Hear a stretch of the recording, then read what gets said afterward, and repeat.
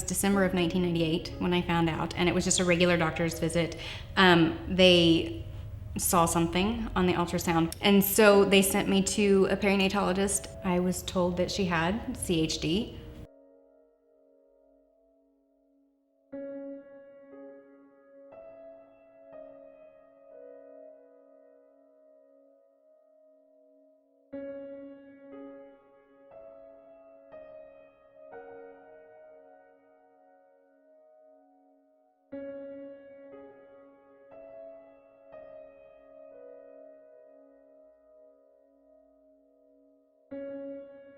Well, I'm completely missing my left ventricle, so my heart has to pump 2 times harder than anybody else's does. I wasn't really able to do anything up through elementary school because all of my doctors were like, no, you need to stay away from all of this. And then we met my cardiologist up in St. Louis, Dr. Lee, and she was like, go for it, live your life. And I was really glad to hear that. So I went for softball, started playing it, and I loved it.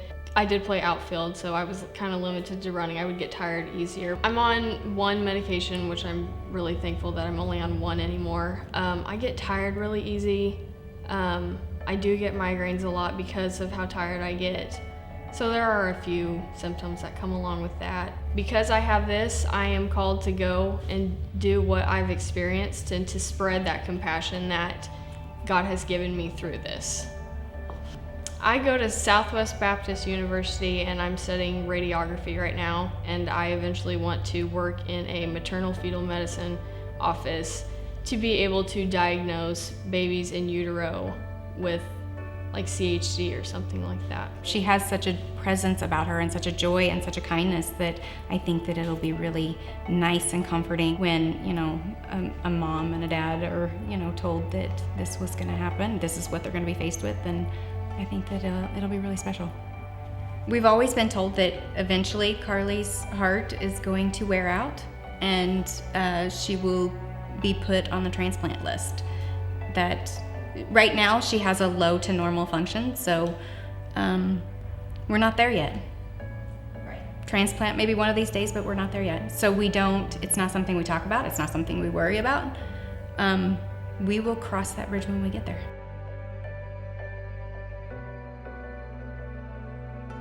When we decided to expand our family, we had our middle daughter Camden, who's now 12 going on 13, and she was okay.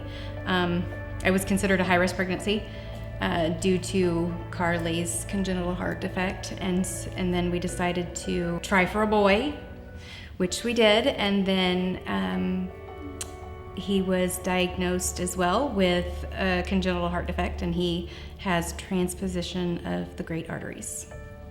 So we started all over. So like me and Case's normal is like to have a scar, and so my sister doesn't have one, and he'll come over and lift up his shirt and look at his scar and then want to see mine, and I show him mine, and he goes up to my younger sister and he wants to know why she doesn't have one, why she's not the normal one when we are the normal one to him. Like, you don't ever not worry. I'm still the mom that sneaks into the kids' rooms at night to make sure they're breathing. With Carly and with Case, I'm like, okay, well, they're fine. So I just think that you don't ever not worry.